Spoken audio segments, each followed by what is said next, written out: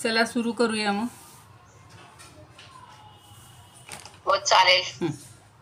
अलंकापुरी पुण्यभूमी पवित्र, तिथे नांदतो ज्ञान राजा सुपात्र. तया ठविता महापुण्य राशी, नमस्कार माझा सद्गुरु ज्ञानेश्वरासी. नमोऽनंताय शुद्धाय कूटस्थायात्मने नमः. प्रेमांबुधिविहाराय ज्ञानराजाय ते नमः. माधुर्यरसकल्लोलां शिवशक्तिस्वरूपिणीम्, अमृतानुभवार्थाय वन्दे ज्ञानेशनन्दिनीम्. ज्ञानदेव गुरु ज्ञानदेव तारू, उतरील पहिलं पारू ज्ञानदेव. ज्ञानदेव माता ज्ञानदेव पिता, तोडील भवव्यथा ज्ञानदेव. ज्ञानदेव माझे सोय रे धाय रे, जीवलग निर्धारे ज्ञानदेव. सेनामणे माझा ज्ञानदेव निधान, दाविली निज खूण ज्ञानदेवे. ज्ञानियांचा राजा गुरु महाराव, म्हणती ज्ञानदेव तुम्हाईसे. मज पामरासी काय थोरपण, पायीची वहाण पायी बरी.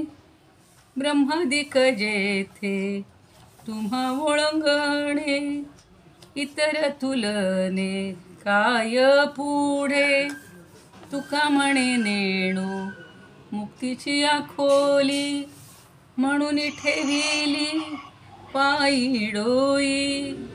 ज्ञानियांचा राजा गुरु महाराज, म्हणती ज्ञानदेव तुम्हाईसे. ज्ञानेश्वर महाराज की जय. पंढरीनाथ भगवान की जय. जय तू श्रीकृष्ण, जय तू ज्ञानेश्वर.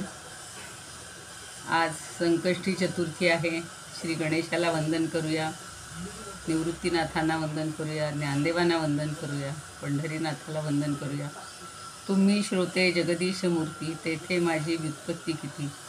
बुद्धिहीन अल्पमती सलगी करीते. आपल्या सर्वांच्या हृदयस्थ परमात्म्याला वंदन करूया. आणि आज आता आपण खऱ्या अर्थानं तिसरं प्रकरण सुरू करणार आहोत अमृतानुभवाचं. म्हणून त्या अगोदर संकष्टी चतुर्थी आहे, सगळेजण मिळून गणपती अथर्व शीर्ष म्हणूया. 3-1 मिनिटात म्हणून होईल आणि लगेच आपण ओवीला सुरुवात करू. ओम भद्रं कर्णे. तुम्ही तिथेच म्हणा जिथे आहात तिथे, म्हणजे सगळ्यांचं म्हणून होईल. सगळे मिळून 21 वेळा एका वेळेला होऊन जाईल. ओम भद्रं कर्णेभिः शृणुयाम देवाः, भद्रं पश्येमाक्षभिर्यजत्राः, स्थिरैरङ्गैस्तुष्टुवांसस्तनूभिः, व्यशेम देवहितं यदायुः. ओम स्वस्ति न इन्द्रो वृद्धश्रवाः, स्वस्ति नः पूषा विश्ववेदाः, स्वस्ति नस्तार्क्ष्यो अरिष्टनेमिः, स्वस्ति नो बृहस्पतिर्दधातु. ओम शांति शांति शांतिः. ओम नमस्ते गणपतये, त्वमेव प्रत्यक्षं तत्त्वमसि, त्वमेव केवलं कर्तासि, त्वमेव केवलं धर्तासि, त्वमेव केवलं हर्तासि, त्वमेव सर्वं खल्विदं ब्रह्मासि. त्वं साक्षादात्मासि नित्यं, ऋतं वच्मि सत्यं वच्मि. अवत्वं माम् अववक्तारम् अवश्रोतारम् अवदातारम् अवधातारम् अवानुचानम् अवशिष्यम् अवपश्चात्तात् अवपुरस्तात् अवोत्तरात्तात् अवदक्षिणात्तात् अवचोर्ध्वात्तात् अवाधरात्तात्. सर्वतो मां पाहि पाहि समन्तात्. त्वं वाङ्मयस्त्वं चिन्मयः, त्वमानन्दमयस्त्वं ब्रह्ममयः. त्वं सच्चिदानन्दाद्वितीयोऽसि, त्वं प्रत्यक्षं ब्रह्मासि, त्वं ज्ञानमयो विज्ञानमयोऽसि, सर्वं जगदिदं त्वत्तो जायते सर्वं जगदिदं त्वत्तस्तिष्ठति सर्वं जगदिदं त्वयि लयमिष्यति सर्वं जगदिदं त्वयि प्रत्येति त्वं भूमिरापो नलो निलो नभः त्वं चत्वारि वाक्पदानि त्वं गुणत्रयातीतः त्वं देहत्रयातीतः त्वं कालत्रयातीतः त्वं मूलाधारस्थितोऽसि नित्यं त्वं शक्तित्रयात्मकः त्वां योगिनो ध्यायन्ति नित्यं त्वं ब्रह्मा त्वं विष्णुस्त्वं रुद्रस्त्वम् इन्द्रस्त्वम् अग्निस्त्वं वायुस्त्वं सूर्यस्त्वं चन्द्रमास्त्वं ब्रह्मभूर्भुवस्वरों गणादिं पूर्वमुच्चार्य वर्णादिं तदनन्तरम् अनुस्वारः परतरः अर्धेन्दुलसितं तारेण रुद्धम् एतत्तव मनुस्वरूपं ककारः पूर्वरूपम् अकारो मध्यमरूपम् अनुस्वारश्चान्त्यरूपं बिन्दुरुत्तररूपं नादसन्धानं संहितासन्धिः सैषा गणेशविद्या गणकऋषिः निःसृद्गायत्री छन्दः गणपतिर्देवता ॐ गं गणपते नमः एकदन्ताय विद्महे वक्रतुण्डाय धीमहि तन्नो दन्तिः प्रचोदयात् एकदन्तं चतुर्हस्तं पाशमङ्कुशधारिणं रदं च वरदं हस्तैर्बिभ्राणं मूषकध्वजं रक्तं लम्बोदरं शूर्पकर्णकं रक्तवाससं रक्तगन्धानुलिप्ताङ्गं रक्तपुष्पैः सुपूजितं भक्तानुकम्पिनं देवं जगत्कारणमच्युतम् आविर्भूतं च सृष्ट्यादौ प्रकृतेः पुरुषात्तरपरम् एवं ध्यायति यो नित्यं स योगी योगिनां वरः नमो व्रातपतये नमो गणपते नमः प्रमथपतये नमस्ते अस्तु लंबोदराय एकदंताय विघ्ननाशिने शिवसुताय श्रीवरदमूर्तये नमो नमः। तुम्ही आणि अथर्व शीर्षाची करणार असाल आवर्तन म्हणून फलश्रुती काही आपण आत्ता घ्यायला नको, आम्ही पण मंदिरात परत करत असतो. फलश्रुती एकदाच म्हणायची असते. चला सगळ्यांना गणेशाला वंदन केले आपण सगळ्यांनी प्रार्थना करूया. आम्हाला सुद्धा हे वाचाचं ऋण आहे ते आमच्यावरही राहायला नको, त्या ऋणातून आम्ही मुक्त व्हावं ज्ञानदेवांसारखं अशी आपण गणपतीला पण प्रार्थना करूया.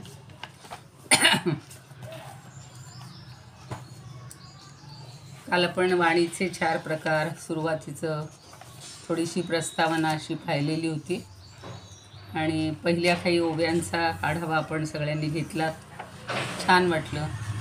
आता इथून पुढे सुद्धा जे चालू आहे त्याचा थोडासा प्रत्येकानं म्हणजे ज्यांच्याकडे पुस्तक आहे त्यांनी तरी तो आढावा घ्यावा किंवा काहीतरी स्वतः लिखाण शिकवत असताना करावं, वाचन करावं आणि चिंतन करून थोडंसं हा विषय समजून घ्यावा. आता आपण दुसऱ्या प्रकरणात पाहिलेलं आहे की श्री गुरूंचं स्तवन किंवा श्री गुरु हेच परमात्मा आहेत आणि म्हणून त्या परमात्म्याला वंदन केलेलं होतं. त्यानंतर शेवटच्या ओवीमध्ये त्या वंदनाचं फळ सांगितलं होतं की 4 वाणींची ऋणं ही फेडलेली आहेत असं स्पष्ट करण्याकरता पुढील प्रकरणास सुरुवात केली आहे आणि प्रसंगानं अविद्येची अयथार्थता सगळी स्पष्ट केली. अविद्या अज्ञान ते कसं अयथार्थ आहे, आपण त्याच्यामध्येच रमून गेलेले असतो आणि म्हणून त्यांनी त्यावेळेला ते सांगितलेलं आहे. तर आपण काहींनी खंदारकरांचं ग्रंथ घेतलेला होता त्या दिवशी आणि त्याच्यामध्ये सुद्धा गुरुकृपेमुळं ही आपली अविद्या किंवा ही माया याचा निराश होतो. आत्ताच जर कोणी समर्थांच्या दासबोधाच्या विवरणात ऐकलेल्या होत्याच, काही जणी होत्या, तर त्यांच्या लक्षात आलं असेल की हे सगळे ग्रंथ एकमेकांशी निगडीत आहेत. सगळ्या संतांचं एकच मत आहे, फक्त त्यांनी आपापल्या ग्रंथात वेगवेगळ्या प्रकारे त्याची मांडणी केलेली आहे आणि शिष्यांना अज्ञान दूर करण्यासाठी प्रयत्न केलेले. तर माया, प्रकृती हे जे सगळे विषय आहेत, ब्रह्म, हेच सगळ्यांनी समजावून सांगितले. समर्थांनी तसंच सांगितलेलं आहे, तुकारामांनी तसंच सांगितलेलं आहे, ज्ञानदेवांनी तेच सांगितलेलं आहे की एकदा आपल्या जीवाला ब्रह्मज्ञान झालं की मग आपलं ज्ञान अज्ञान संपतं. आणि ह्या प्रकरणात श्रीगुरूपासून घेतलेलं जे ज्ञानाचं ऋण आहे ते गुरुला देऊन टाकायचं. जसं काल परवा मी सांगितलं होतं की आपण बँकेतून, कुठल्या कंपन्यांमधून, कुठून असं ऋण काढून घेतो. आपलं घर बांधायचं असतं, आपल्याला गाडी घ्यायची असते, आपल्याला काय कुठल्याही हल्ली कशावरही ऋण मिळतं. पण मग ते एकदा ते काम पूर्ण झालं की आपण ते ऋण मिटवून टाकतो, नाही का? कर्ज मिटवायचं असतं. तसंच जर ठेवलं तर मग काहीतरी आपल्यावर येते, बला येते, मग सगळं घेऊन जातात. ते पाहिलेलं आहे मी लहानपणी. आमच्या मावशीवर अशी जप्ती आलेली होती. काहीतरी त्यावेळेला तर काय 100-200 रुपयेसुद्धा खूप झाले. आणि अक्षरशः मग ते बँकेतले असू किंवा कुठल्याही कंपनीचे असू, त्यांना माया दया अजिबात नसते. आम्ही अगदी लहान होतो तेव्हा, 10-12 वर्षाचे होतो. आणि ती जप्ती आली म्हणजे काय ते काही कळतही नव्हतं. पण आम्ही बघायला गेलो, तिच्या घरातल्या सगळ्या वस्तू त्यांनी बाहेर काढल्या होत्या. अहो फार कशाला, लोणच्याच्या बरण्यापूर्वी मोठ्याला असायच्या, बांधून ठेवलेल्या असायच्या, त्या उघडूनसुद्धा त्यांनी हात घालून पाहिले की त्यात काही पैसे ठेवलेले आहेत आणि त्या वस्तू खराब करून टाकल्या. आता हा पूर्वीचा जमाना आहे, 60 वर्षापूर्वीचं मी सांगते तुम्हाला. पण आतासुद्धा मग असंच होतं ना की मग ते लोक अगदी बेघर होऊन जातात. त्यांना धड हेही घर राहत नाही, तेही घर राहत नाही, जप्ती येते, अमकं होतं. तर ते झालं व्यवहारातलं ऋण. पण गुरुनं जे आपल्याला ज्ञान दिलेलं आहे, ब्रह्मज्ञान दिलेलं आहे, मग आपल्यावर जे काही ऋण झालेलं आहे, ज्ञानऋण झालेलं आहे, ते गुरुला परत देऊन टाकायचं आणि मग जीवानं ऋणमुक्त व्हायचं. असा महत्त्वाचा विषय हा सांगितलेला आहे. आणि श्रीगुरु हे ऋण करते उत्तम ऋण, ज्ञानधन देणारे असे सावकार आहेत. किती छान कल्पना केली बघा.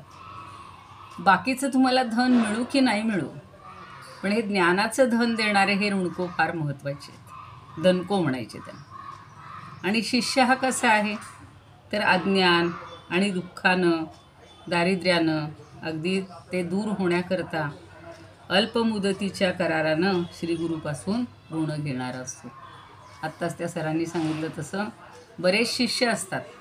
गुरु सगळ्यांना तेच ज्ञान देतात. आपल्या पहिल्या याच्या आधीच्या योगीमध्ये गुरूंमध्ये पाहिलं, काल त्या ताईंनी छान सांगितलं की गुरु सगळ्यांना सारखंच ज्ञान देतात. सान थोर, गरीब श्रीमंत हा भेदभाव करत नाहीत. पण घेणाऱ्याची पात्रता, घेणाऱ्याची एकाग्रता याच्यावर सगळ्यावर ते अवलंबून असतं. आणि मग ही मोक्षनीती ही शास्त्राच्या दृष्टीनं गुरुचं ऋण फेडणं त्याचं अवश्य कर्तव्य असतं. ही एक नीती आहे. नाहीतर तो बद्ध होतो, जखडला जातो. असा या प्रकरणात आता आपल्याला विषय सांगणार आहेत. तो काव्यमय रीतीनं सांगितलं आहे, सगळ्या त्या वाणींच्या अर्थानं. म्हणून काल कोणीतरी ती काव्य म्हणत होते, परत मला एकदम 2 ओळी त्याच्या म्हणावे वाटायला लागल्यात. आणि तुम्हाला येत असतील तर पुढच्या कोणी कडवं म्हणा. पण जय शारदे ज्ञानवागेश्वरी, जय शारदे वागेश्वरी, विधिकन्यके विद्याधरी, वागेश्वरी वागेश्वरी, जय शारदे वागेश्वरी. ते आता तिचं सगळं वीणेवर कलेचं सगळं वर्णन केलेलं आहे. पण आपल्याला ही वागेश्वरी जी आहे, वाणीची जी देवता आहे, शारदा जी आहे, आणि तिच्या माध्यमातूनच हे सगळं आपण ज्ञान मिळवत असतो. आता पहिलीच ओवी आपण बघूयात. ययाचे नि बोभाटे, बघा शब्द काय काय वापरले ज्ञानदेवांनी. ययाचे नि बोभाटे, आत्मयाची झोप लोटे, ययाचे नि बोभाटे, आत्मयाची झोप लोटे, पूर्ण तरी ऋण न फिटे, पूर्ण तरी ऋण न फिटे, जे चेणेची नीद की. काय काय शब्द वापरलेत बघा. पूर्ण तरी ऋण न फिटे, जे चेणेची नीद की. आता नीद हा शब्द बघा हिंदीतल्या निंदच्या जवळच आहे. नीद म्हणजे झोप. बोभाटे, बोभाटे म्हणजे गर्जना किंवा मोठ्यांदा बोलणं, गजर करणं. आपण म्हणतो ना त्या सगळ्या ह्याचा बोभाटा झाला बघा, गावभर बोभाटा झाला. म्हणजे एखादी जर गुप्त गोष्ट ठेवायची असेल, फार सगळ्यांना कळू नये असे असेल, पण एखादी व्यक्ती कोणतरी ती चव्हाट्यावर आणते, तिथं बोलते आणि सगळ्या गावभर बोभाटा होतो. हा जो शब्द आहे ना तो इथं त्यांनी वापरला की ययाचे बोभाटे. म्हणजे अर्थात ययाचे, यया म्हणजे जिच्या, स्त्रीलिंगी शब्द आहे. तर जिच्या बोभाट्याने किंवा जिच्या गर्जनेनं आत्मयाची झोप लोटे. आत्म्याची झोप ही संपून जाते, संपते, नाहीशी होते. ते लोटून टाकलं म्हणतो आपण, म्हणजे संपून टाकतो, नाहीशी होते. पूर्ण तरी ऋण न फिटे, पण तरीसुद्धा ते ऋण फिटत नाही. वाणीच्या बोभाट्यानं आत्म्याची झोप नाहीशी होते, तो पूर्ण होतो, पण तरीसुद्धा ऋण न फिटे, त्याचं ऋण फिटलं जात नाही. म्हणजे ही निद्रा तशीच राहते. खरं म्हणजे आपल्याला काहीतरी खटकन आवाज आला, खणकन आवाज आला, कोणतरी आलं, मांजर आलं, त्यानं काहीतरी पाडलं, तर आपण गाढ झोपेत असतो तर आपली झोप जाते बघा, त्या आवाजानं झोप जाते. पण आता इथं ह्या गुरूंच्या ज्ञानामुळं खरं म्हणजे याची झोप गेलेली आहे, पण तरीसुद्धा ऋण न फिटे, तरीसुद्धा त्याचं काही ऋण आपलं फिटलं नाही. आता पुढं शब्द वापरला आहे, जे चेणेची नीद की. चेणेची, चेण म्हणजे जाग येणं, चेणेची म्हणजे जाग येताच, नीदकी, नीदकी म्हणजे झोपेतून. ती झोपेतून जाग येताच, ती जाग आली तरीसुद्धा ती निद्राच आहे. आणि निद्रा असल्यामुळं जाग जरी झालेलं असलो तरी ती काही पक्की जाग नसते. मग या वाणीचं ऋण काही फिटत नाही. आता काल आपण 4 प्रकारच्या वाणींचं थोडक्यात तुम्हाला सांगितलं होतं आणि कोणीतरी एक शंका विचारलेली होती ताईंनी, सुमिता ताईंनी. उन्मेष, उन्मेष कल्पतरूवरी. तर उन्मेष शब्द किती ठिकाणी आला आणि त्याचे काय काय अर्थ घेतलेत ते बघूयात आपण जरा. पण आधी परा, पश्यंती, मध्यमा आणि वैखरी या 4 वाणींची नावं लक्षात ठेवा. या 4 वाणी आहेत. त्यामध्ये परावाणी जी आहे ती म्हणजे ज्ञान आहे. आता त्या मुंडकोपनिषदात त्याचं डिटेल वर्णन आलेलं आहे, पण मी शोधत होते मगाशी, पण मला मुंडकोपनिषद संपूर्ण मिळालं नाही, जो संदर्भ पाहिजे होता तो. तर पण आहे, म्हणजे तिथे सगळीकडे ह्या वाणींची वर्णनं आलेली आहेत. आणि जिथं ज्ञानाचा उगम आहे ती परावाणी. मग ती हृदयाच्या नाभीच्या ठिकाणी असं आपण काल पाहिलेलो. आणि त्या पुढच्या स्थानभेदावरून सगळ्या ह्या पश्यंती, मध्यमा आणि वैखरी अशा वाणी आहेत. त्या लोकप्रसिद्ध आहेत. आणि या 4 वाणींच्या साहाय्यानं आत्मस्वरूपाविषयीचं अज्ञान दूर होतं. हळूहळू ते स्फुरण होत आपण तिन्ही वाणींना ओलांडून किंवा त्यांचा प्रवास करत वैखरी वाणीतून ते प्रत्यक्ष बोल आपल्याला बोलता येतात. पण जरी त्या 4 वाणींच्या द्वारे हे सगळं जरी होत असलं तरीसुद्धा अज्ञान जे आहे ते निःशेष नष्ट होत नाही. निःशेष म्हणजे काही उरलं नाही अज्ञान असं होत नाही. कारण झोपेतून जरी आपण जागा झालेला असलो, गाढ झोपेतून जागा झालेला माणूस तो म्हणतो मी आता जागा झालो आहे बरं का, पण त्याची झोप काही पूर्ण संपलेली नसते. जसं मी आत्ता सांगितलं की त्या मांजराच्या आवाजाने, हल्ली अलाराम किंवा फोन किंवा ते फोनमध्ये आलेले मेसेज टुंग टुंग टुंग टुंग आवाज करतात. आणि मग आपली झोप तेवढ्या छोट्याशा काय म्हणू आपण डिस्टर्बमुळं म्हणजे खराब होते. तर ती पूर्ण गेलेली नसते. आपण म्हणतो मी जागा झालो आहे, हे बोलणंसुद्धा झोपेतलंच असतं. आणि मग कधी कधी असं वाटतं आता कुणाचाही काहीही डिस्टर्ब नको, कुणाचाही अडथळा नको, आणि अगदी अशी गाढ झोप लागावी मला, की खरं फ्रेश वाटलं पाहिजे, एकदम ताजंतवानं वाटलं पाहिजे, सगळा शिणवठा माझा गेला पाहिजे, असं आपल्याला रोजच्या व्यवहारात सुद्धा वाटतं. मग याचा अभिप्राय काय आहे? या सगळ्या पारमार्थिक दृष्टीनं आता हे सांगतायत, हे आपण व्यवहारातलं सांगत नाही, की सच्चिदानंद परब्रह्म रूप असं जे आहे, परब्रह्म रूप, तर त्या रूपाने किंवा ते परब्रह्माचं रूप हे ज्या वेळेला जीवाला समजतं, हा जीव आपला काय झालेला आहे, कोंडला गेला आहे आवरणाखाली, सगळ्या या संसाराच्या याच्यामध्ये स्वतःचं आत्मरूप तो विसरून गेला आहे. पण या 4 वाणींच्या गुरूंच्या उपदेशामुळं हळूहळू हळूहळू त्याच्यामध्ये ती जागृती आलेली आहे, ते ज्ञान आलेलं आहे. पण येण्यापूर्वीची जी अवस्था आहे ते त्याला ज्ञान झालेलं नाही, अशी अवस्था आहे. आणि मग ती अविद्या जी आहे ती माणसाला काय करते, आपण बघा रोज हे ऐकतोय, क्षणभर मला सुद्धा असं वाटतं की आता अगदी आपण जवळ गेलेलो आहे. ज्ञानदेवानी एका अध्यायात सांगितलेलं आहे, पुनवेसी चाऊदशी, म्हणजे पुनवेला चाऊदशी म्हणजे चतुर्दशी किती असते हो, चंद्राची एकच कला कमी राहिलेली असते. पण तेवढी जी उणीव आहे ना, तशी आपल्यामध्ये अजून किती उणीव आहे हे आपण पाहिजे. असं वाटतं की आता आपल्याला सगळं समजलं आहे, आता आपण काही नाही.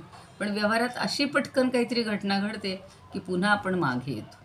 तसं इथं झालेलं आहे, या अज्ञानी जीवाचं तसं झालेलं आहे की त्याला सगळं कळलं आहे, हे सच्चिद आनंद स्वरूप परमात्मा म्हणजे मी आहे, हे माझ्या भोवती सगळं मायेचं आवरण आहे, या अज्ञानानं मी झाकळलं गेलो आहे, आणि खरं हे माझं रूप नाहीच आहे, मी खरा परमात्मा आहे, हे समजलेलं असतं. पण अजून तो मी थोडासा असतो, अहमबुद्धी, आणि ती अहमबुद्धी जीवामध्ये त्याचं जोपर्यंत ज्ञान आहे तोपर्यंत दुःखाला कारण आहे. आता मी जे 5 मिनटं म्हणजे म्हणत होते, करू का सुरू, पण एका माझ्या विद्यार्थिनीला PhDच्या खूप बोलायचं होतं, माझ्याशी सगळं सांगायचं होतं. आणि आता मी म्हणलं नाही, 4:45 झाले, मला वर्ग सुरू करायचा आहे. ती म्हणजे रात्री बोलू. आता सगळं झालं तिचं, पार PhDचं सबमिशन झालं, सगळं झालं.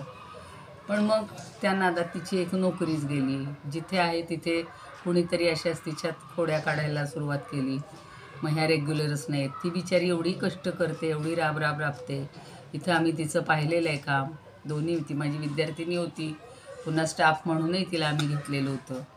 जे कष्टाळू लोक असतात. पण हे जे आहे, हे जे आपलं अज्ञान आहे थोडंफार, त्याच्यामुळं पुन्हा आपण दुःखात लोटत असतो. तेच तिथं सांगितलेलं की हे जे ज्ञान आहे ते सुद्धा थोड्याशा दुःखाला कारणीभूत होतं. कारण अज्ञानाच्या निवृत्तीकरता ज्ञानासाठी ज्ञानादी वाणीची अपेक्षा आहे. आणि सामान्य शास्त्र किंवा सामान्य ज्ञान ज्याला म्हणतो आपण, तर सगळे संस्कार आपल्या मनावर काय सारखे, मी देह आहे. ती सांगत होती की मी आले इथे व्हायवाला 12 तास लागले म्हणे आम्हाला. आता बघा, ऑनलाईन व्हायवा करण्यासाठी, आणि तिचं लहान लेकरू कोणीतरी शिपायांनी सांभाळलं त्याला दिवसभर. म्हणजे इथं कितीही ज्ञान मिळवलं, पार PhDची हे आली, पदवी मिळण्याची वेळ आली, तरीसुद्धा हे जे आत्म्याचं अज्ञान आहे त्यामुळं आपल्याला व्यवहारामध्ये, ह्या व्यवहारातल्या सगळ्या दुःखांना, संकटांना, अडचणींना सामोरं जावंच लागतं, जोपर्यंत आपण हे आत्मज्ञान पूर्णपणे आपल्यात येत नाही तोपर्यंत.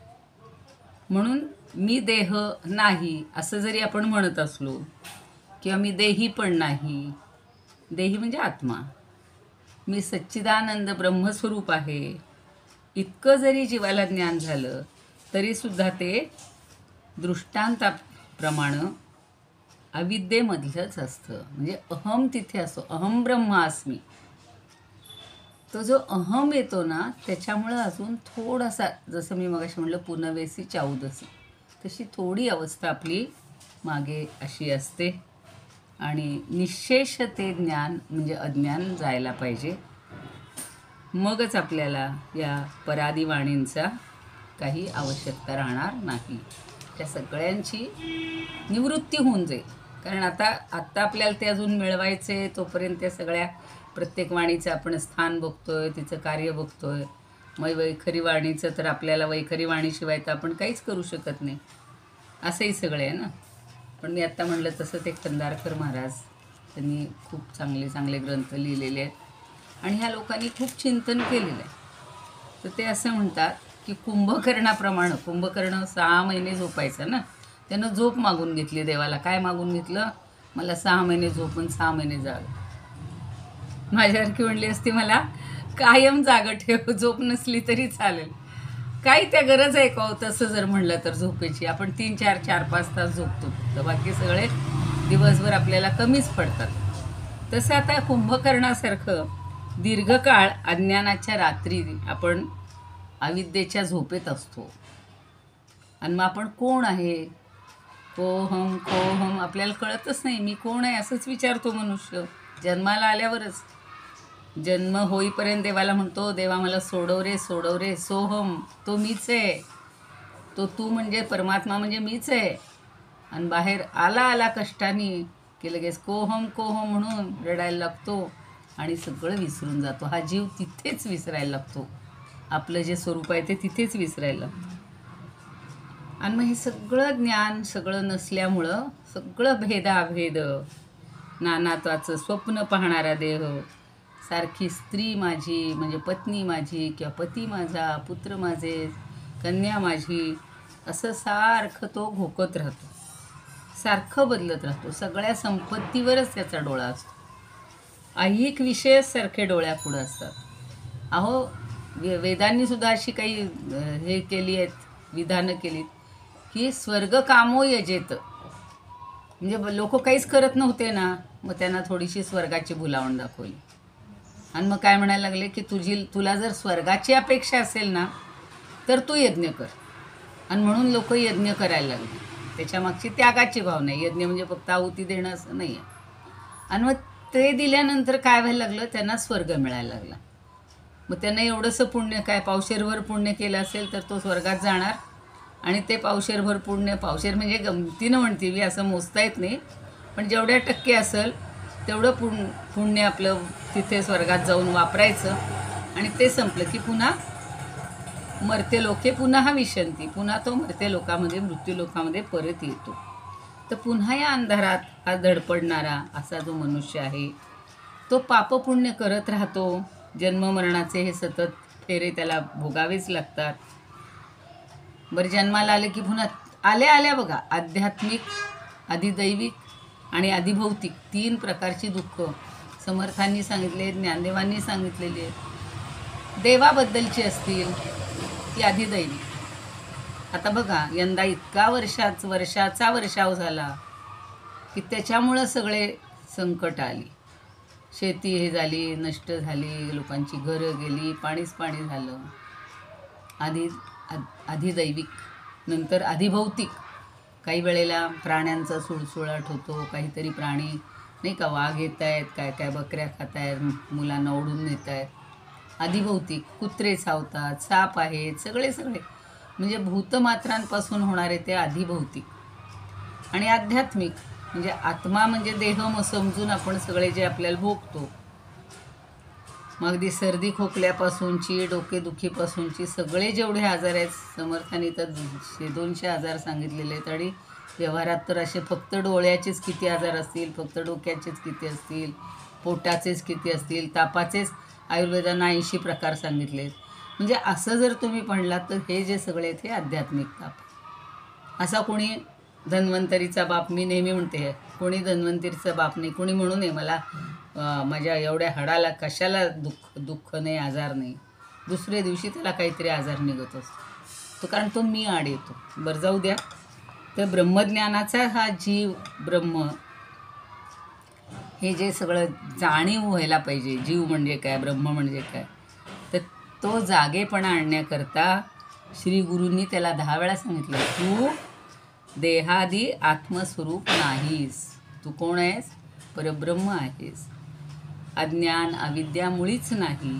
तू करता भोगता, सुखी दुःखी जन्म मरणवान मुळीच नाही. इतकं समजावून दिलंय, कितींदा सांगितलेलं असतं त्या जीवाला. तू सच्चिदानंद ब्रह्म आहेस. या जगात दिसणारे सगळे अनंत भेद हे सगळे जातात, ते नष्ट व्हायला पाहिजेत. अविद्या, माया हे सगळं मिथ्या आहे आणि हे सगळं जगत म्हणजेच ब्रह्म आहे. ही ज्या दिवशी दृष्टी येईल अशी गुरूंनी त्याच्या कानी कपाळी एकसारखा जो मगाशी बोभाटा शब्द सांगितला ना, तो बोभाटा केलाय. पण तरीसुद्धा या वाणींची किंवा वाचेची ऋणं फिटत नाही. आता ह्या सगळ्या गुरूंच्या बोभाट्यामुळं काय झालं, इतकं सांगितलं गुरूंनी, पुन्हा पुन्हा पुन्हा पुन्हा ते तेच सांगतात. समर्थसुद्धा एक गोष्ट, ते माया माया माया माया, किती वेळा प्रकृती प्रकृती प्रकृती. आपल्याला तर ज्ञानदेवांनी इथं एक प्रकरणच पहिलं दिलं, शिवशक्ती समावेशन पहिल्यांदाच देऊन टाकलं. म्हणजे आता तुमच्या डोक्यातलं सगळं ते जाऊ दे, नंतर गुरु म्हणजेच परमात्मा हे दुसरं प्रकरण सांगितलं. आणि गुरूंनी काय सांगितले ते पुन्हा थोडंसं आठवून देण्यासाठी हा पहिल्या काही ओव्या आहेत. पहिली ओवी आहे आणि पुढच्या सगळ्या ओव्या त्याच्यावरचं निरूपण करणारे आहेत. बरं, बघूया. तर या गुरूंच्या या बोभाट्यामुळं आत्मज्ञानाचा सूर्योदय होतो, अज्ञानाची रात्र संपते, जीवात्म्याची अविद्यारूप अगदी झोप जी आहे ती कष्टाने दूर केली जाते. आणि मग या आत्म्याला मी ब्रह्म आहे असं चेणे म्हणजे मगाशी सांगितलं जागृती, ती जाग येते त्याला. पण दुर्दैव असं की ती जागृतीच पुन्हा निद्रा होते. ती लोटून दिलेली अविद्याच पुन्हा रूपांतर करते, तिचं पुन्हा रूप प्रगट होतं, ती नामांतर करते आणि जीवात्म्याकडे येते पुन्हा पुन्हा. म्हणलं तसं बघा, कालपर्यंत मला अगदी वाटत होतं आता काही नाही, आपल्यामध्ये दोष राहिला नाही, आता अगदी आपण परब्रह्मापर्यंत पोचणार. पण लगेच काहीतरी असा प्रसंग घडतो की आपण पुन्हा पूर्वीसारखेच व्हायला लागतो. कुणाबद्दल तरी थोडंसं मनात किंतू येतो, कुणीतरी आपल्याला बोललेलं आपल्याला आवडत नाही, आपण बोललेलं कोणाला सहन होत नाही, तेही आपल्याला सहन होत नाही. हे जे आहे हे पुन्हा जाग होणं आहे. या अज्ञानामध्ये अविद्येची पुन्हा जाग येणं असं आहे. तर हळूहळू हळू म्हणून आता ते पुढच्या सगळ्या ओव्यांमध्ये छान आपल्याला समजून देणार आहेत की पुन्हा रूपांतर, पुन्हा नामांतर आणि जीवात्म्याकडं हे सगळं येत असतं पुन्हा. म्हणजे त्याचं कारण काय आहे की ही पूर्ण जरी ही ऋण न फिटे, जे शेवटचा म्हणले ना, शेवटचा भाग काय आहे की पूर्ण तरी ऋण न फिटे. असं हे जे गुरूंनी दिलेलं अध्यात्म ज्ञान रूपी जे आपल्यावर ऋण आहे ते पूर्णपणे म्हणजे निःशेषपणे जात नाही. म्हणून पुन्हा गेलेली अविद्या पुन्हा परत येते, ती पुन्हा जागृतीच्या रूपानं झोप आणते. आणि याचं हे विवरण आता पुढच्या ओवीपासून पुढे जेवढ्या काही 28-30 ओव्या आहेत तिथपर्यंत तेच चालू राहणार आहे. तुम्ही म्हणाल काय हे समजतंय का, हळूहळू सांगतेय तरी, आणि एकदम हे डोक्यात भिनणार नाही. ओवीचा अर्थ अगदी थोडाच आहे, अगदी थोडाच आहे की वाणीच्या बोभाट्यानं, नाही तर मूळ गेला अर्थ, मूळ ओवी गेली आणि बाकीचंच जास्त डोक्यात राहिलं. तर वाणीच्या बोभाट्यानं आत्म्याची झोप नाहीशी होते, तो पूर्ण होतो. तरी पण पुन्हा जागे होणे ही निद्राच असल्यामुळं या वाणीचं ऋण काही फिटत नाही. पुन्हा जाग येते म्हणजे आपण पुन्हा त्या संसाराचंच अज्ञानातच पुन्हा पुन्हा पुन्हा जात असतो, धडपडत असतो, अडखळत असतो. आणि त्यामुळं मग ते गुरूंचं ऋण जे काय ते आपलं पूर्ण फिटलं जात नाही. मागं तुम्हाला ह्याची गोष्ट सांगितली होती त्या कौत्स आणि वरतंतू ऋषींची, की त्यांनी त्या कौत्साला सांगितलं की आण मग आता 14 कोटी मोहरा घेऊन ये, कारण तुला वाटतंय ना काहीतरी द्यावं, माझं तुझ्यावर ऋण आहे. मग त्यानं ते रघुराजाकडे जाऊन, रघुराजानं सगळ्याचा दान केलं म्हणून त्याला देता येत नसतं. मग तो विचार करतो की तो एक रात्र थांब, आणि मग मी रात्रीच त्यानं ठरवलं मी कुबेरावर स्वारी करतो, जो देवांचा धनपती आहे. आणि मग रात्रीतच त्या कुबेरानं त्याच्या कोशागारात भरपूर मोहरांचा पाऊस पडलेला. आणि मग तो ते सगळं ऋण घेऊन म्हणजे ऋण पूर्ण करण्यासाठी गुरूंकडे जातो. गुरु म्हणतात मला फक्त 14 कोटीच मोहरा पाहिजेत. तो त्या राजाला सांगत असतो मलाही 14 कोटी मोहऱ्या पाहिजेत, एवढ्या मोहरा जास्त देऊ नकोस. तो म्हणतो मला ठेवून काय करायचे, कारण मी आता सर्वस्वाचं दान केलेलं आहे.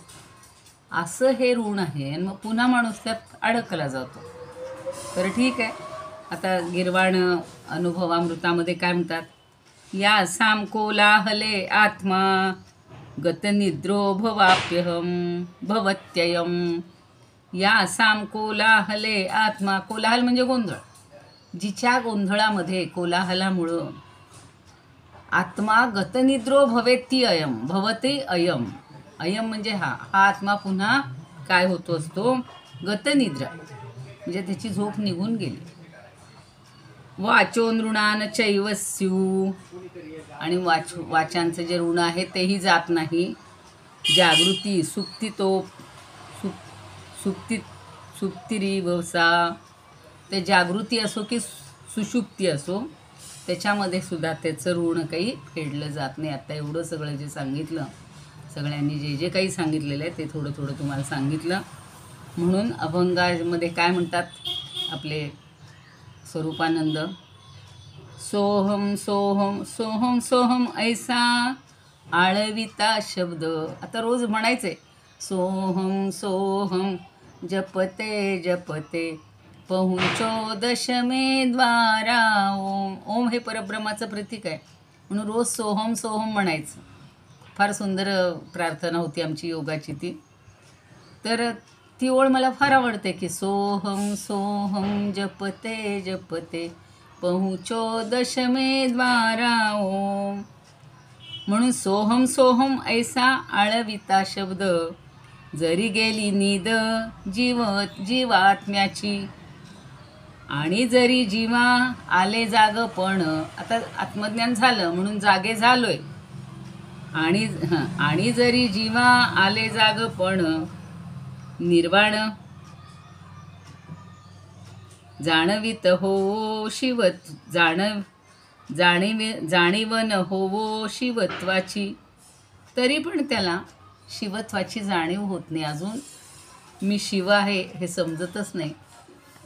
आपल्याला शंकराचार्यांचं एक निर्वाण षटक सगळ्यांना माहिती असेल की मी शिव आहे हे जाणीवच होत नाही. फार सुंदर रचलेलं आहे. बहुतेकांना येत असेल, नसेल तर थोडंसं म्हणलं आज तिथेच आपण तेच घेऊया आणि तिथेच थांबूया. कारण एकूण त्यांना जे सांगायचं आहे की मला शिवत्वाची जाणीव व्हायला पाहिजे. मी जीव आहे आणि त्यातच किती काळ अडकळून पडणार आहे. शंकराचार्य काय म्हणतात बघा, येत असेल तर मनातल्या मनात म्हणजे तिथे म्हणत राहा तुम्ही. मनोबुद्ध्यहंकार चित्तानि नाहं. मनोबुद्ध्यहंकार चित्तानि नाहं. न च श्रोत्रजिह्वे न च घ्राणनेत्रे न च व्योमवायु न च व्योमभूमिर् न तेजो न वायु. चिदानंदरूप शिवोहम शिवोहम. चिदानंदरूप शिवोहम शिवोहम. मी काय काय नाही आहे पहिल्याच याच्याच नाही. मन नाही, बुद्धी नाही, अहंकार नाही, चित्त नाही, श्रोत्र नाही, जिव्हा नाही, तेज नाही, वायू नाही म्हणजे पृथ्वी आप तेज वायू पंचमहाभूतही नाही. मग मी कोण आहे? चिदानंद रूप शिवोहम शिवोहम. हे रोज म्हणा स्तोत्र. मला तर असं वाटतं आता झोपताना रोज म्हणायला पाहिजे आपण. म्हणजे आपल्या डोक्यात सारखा तो विचार येईल की मी हे नाही, मी ते नाही, ते नाही. पुढं म्हणलेलं आहे न च प्राण संज्ञो न वै पंचकोशाः. न च प्राण संज्ञो न वै पंचकोशाः. न वाक्पाणिपादं न चोपस्थपायु. न वाक्पाणिपादं न चोपस्थपायु. सगळे जे अवयव आहेत, मी प्राण नाही, पंचप्राण आहेत ते नाही आहे. 5 कोश आहेत, विज्ञानमय कोश, मनोमय कोश, प्राणमय कोश. सगळे जे आहेत ते कोश मी नाही. न वाक वाणी नाही आहे, पाणी म्हणजे हात नाही आहे, उपस्थ आणि पायू म्हणजे जननेंद्रिय आणि जे आपलं उत्सर्जनेंद्रिय, हे 2 इंद्रिय ते नाही आहे मी. मग मी कोण आहे? चिदानंद रूप शिवोहम शिवोहम. मग आता सगळ्या मनातल्या भावना, न द्वेष न मे द्वेष रागो न मे लोभ मोहो मदो नैव ने मे नैव मात्सर्य भाव न धर्मो न चार्थो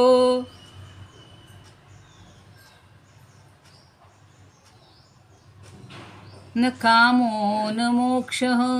4 पुरुषार्थ आहेत: धर्म, अर्थ, काम, मोक्ष. चिदानंद रूप शिवोहम शिवोहम. आता माझ्याजवळ द्वेष नाही, आता माझ्याजवळ राग म्हणजे आसक्ती नाही, माझ्याजवळ लोभ नाही, मला आता कुठलाही मोह नाही, मद गर्व पुन्हा ताठा आणि मात्सर्य मत्सर भावही नाही. मग धर्म नाही, अर्थ नाही, काम नाही आणि मोक्षही नाही. 4ही पुरुषार्थांच्या पलीकडे मी गेलेलो आहे. चिदानंद रूप शिवोहम शिवोहम. न पुण्यं न पापं न सौख्यं न दुःखं. बघा आता मला पुण्याची गणना नाही, पुण्याची मोजणी नाही, पापाची जाचणी. ते जे आहे ना ते इथं बरोबर आहे. जिणे गंगौघाचे पाणी, जिणे गंगौघाचे पाणी. फार सुंदर आहे. आपल्या सगळ्या संतांनी इतकी छान रचना केलेली आहे. तेच इथं हे म्हणतात शंकराचार्य. न पुण्यं न पापं न सौख्यं न दुःखं न मंत्रो न तीर्थं न वेदा न यज्ञा. अहो किती ग्रंथ वाचा, वेद वाचा, यज्ञ करा, तीर्थक्षेत्राला जा, मंत्र म्हणा. अहं भोजनन्नैव भोक्तञ्च भोक्ता. चिदानंद माता न जन्म. अहं भोजनन्नैव भोक्तं न भोक्ता. चिदानंद रूप शिवोहम शिवोहम.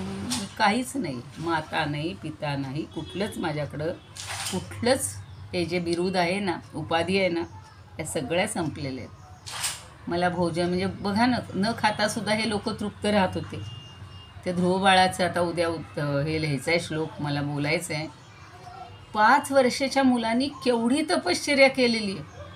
कळेल तुम्हाला तो श्लोक, मी सांगेन त्यावेळेला, तुम्ही ऐका. 5 वर्षाच्या मुलाची एवढी तपश्चर्या आहे, त्या तुलनेनं आपण काय करतोय बघा. ते परवा दिवशी ऐकल्यावर मला सांगा. म्हणून म्हणतात चिदानंद रूप शिवोहम शिवोहम. निश्चित आनंद स्वरूप असा शिव आहे. न मे मृत्युशंका न मे जाती भेद पिता नैव मे नैव माता न जन्म.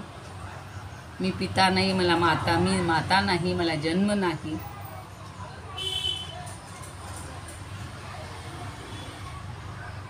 न मित्रं न बंधुर्न मित्रं गुरुर्नैव शिष्य. मी गुरु नाही, मी बंधू नाही, मी मित्र नाही, मी शिष्य नाही. चिदानंद रूप शिवोहम शिवोहम. मग मी कोण आहे? अहम निर्विकल्पो निराकार रूपो विभुर्व्याप्य सर्वत्र सर्वेंद्रियाणां. सदा मे समत्वं न मुक्तिर्न बंध. चिदानंद रूप शिवोहम शिवोहम. मी निर्विकल्प आहे. माझ्या ठिकाणी विकल्प नाहीत, कल्पना नाहीत, आकार नाही, रूप नाही. मी सगळा विभू म्हणजे व्यापक आहे, सगळं व्यापून राहिलेलं आहे. सगळ्या इंद्रियांना, सगळ्यांमध्ये मी आहे. कुठं नाही मला सांगा. ते परब्रह्म तत्व सगळ्यांमध्ये व्यापून आहे. म्हणून चिदानंद रूप शिवोहम शिवोहम. चिदानंद रूप शिवोहम शिवोहम. म्हणून हे ज्ञानदेव म्हणतायत की श्री गुरुला मी वंदन करून परापश्यंती मध्यमा वैखरी 4 वाचांची वाणीरूप जी काही ऋणं होती, कर्ज होती, ती मी सगळी फेडलेली आहे. आणि डॉक्टर मानसीताई म्हणतात की ज्यांच्या आरड्याओरड्याने म्हणजे त्या बोभाट्याने, तो शब्द त्यांनी आरडाओरडाच घेतला, आत्म्याची झोप पूर्ण झडते जाते, तरीही त्यांचं ऋण, त्यांचं कर्ज पूर्णपणे फिटत नाही. कारण ही जागृती म्हणजे एक प्रकारची पुन्हा झोपाळू अवस्थाच असते. आपण आत्ता जागे असूनही झोपल्यासारखे आहोत. खरी जागृती कधी येईल? मी आत्मा आहे ही जाणीव होऊन हे सगळ्याचं विसरवी. तर मग अशी जे उन्मेषाचं मी सांगत होते की नाभी म्हणजे पराही वाणी नाभीपासून उन्मेष वृत्ती असते किंवा ओम रूपानं असते. तर उन्मेषाचे अनेक अर्थ आहेत. एक म्हणजे उघडणं, दुसरं आहे उमळणं, तिसरं आहे तेज किंवा चमक, चौथा आहे प्रादुर्भाव, पाचवा अर्थ आहे जागृत होणे आणि सहावा अर्थ आहे विस्तार. म्हणजे नाभीच्या ठिकाणीचे जी जागृती असते ते म्हणजे ती परावाणी आहे. आणि तिथे जाणीव होते सगळी ओंकार स्वरूपाची, सगळी जाणीव होत असते. म्हणून त्याला उन्मेष असं म्हणतात. ती परावाणी. पश्यंती म्हणजे मग काल सांगितलं होतं की हृदयात जे स्फुरण आहे. सुमिताताई कळलं का? हो, नाही ते परत ते चार अर्थ सांगता का? हो सांगते. घ्या 6 अर्थ आहेत. पहिला आहे उघडणे,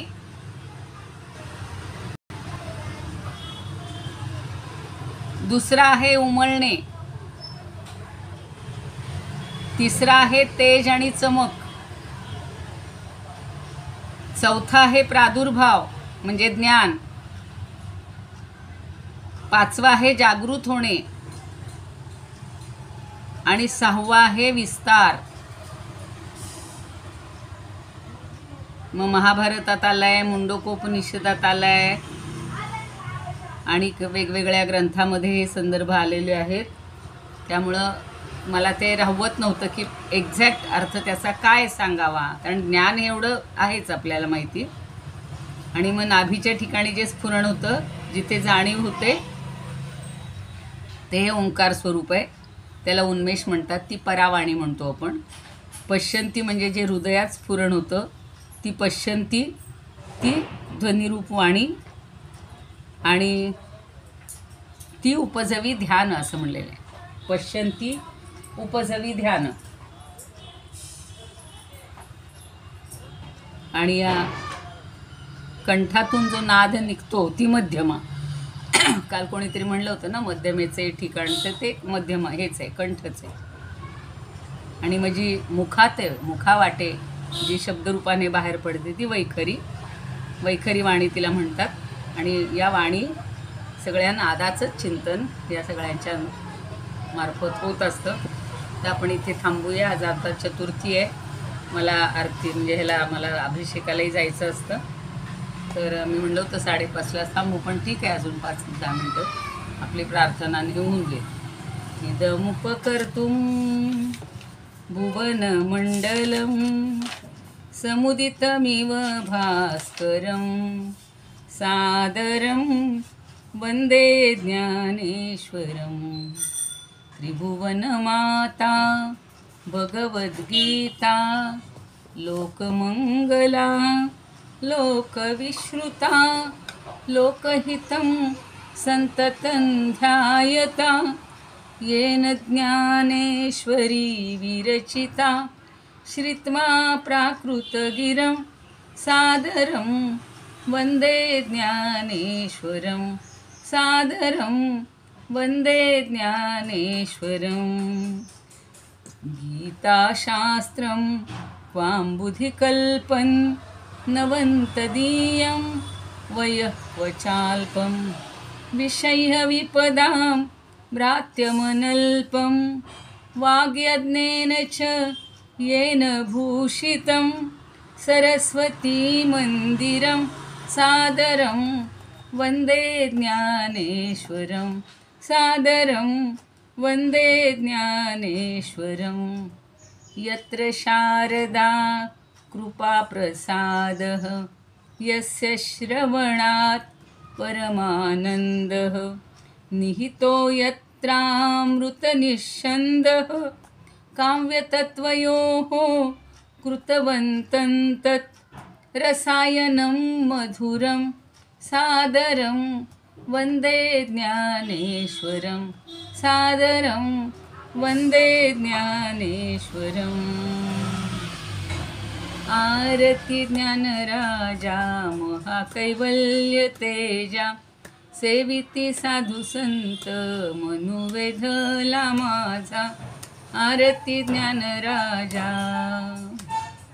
लोपले ज्ञान जगी हित नेणती कोणी अवतार पांडुरंग नाव ठेविले ज्ञानी आरती ज्ञानराजा कनकाचे ताट करी उभ्या गोपिका नारी नारद तुंबरू हो सामगायन करी आरती ज्ञानराजा प्रगट गुह्य बोले विश्वब्रह्मची केले रामा जनार्दनी पायी मस्तक ठेविले आरती ज्ञानराजा महाकैवल्य तेजा सेविती साधू संत मनुवेधला माझा आरती ज्ञानराजा ज्ञानेश्वर महाराज की जय पंढरीनाथ भगवान की जय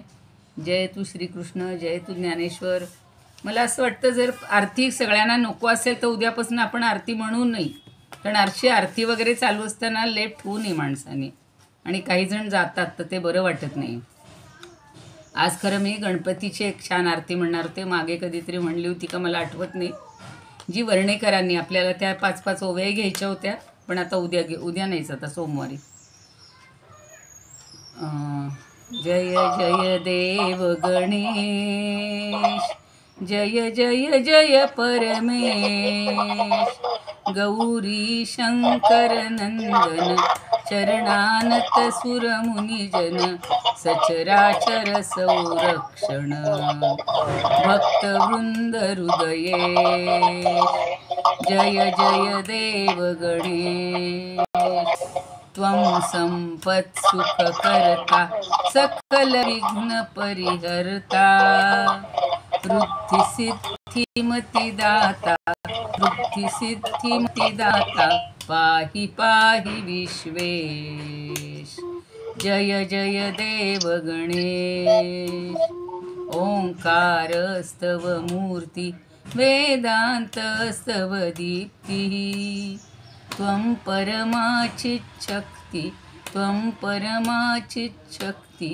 मंगलमय संदेश जय जय देव गणेश जय जय देव गणेश जय जय जय परमेश गौरी शंकर नंदन चरणानत सुरमुनिजन सचराचर संरक्षण भक्तवृंद हृदयेश जय जय देव गणेश जय जय देव गणेश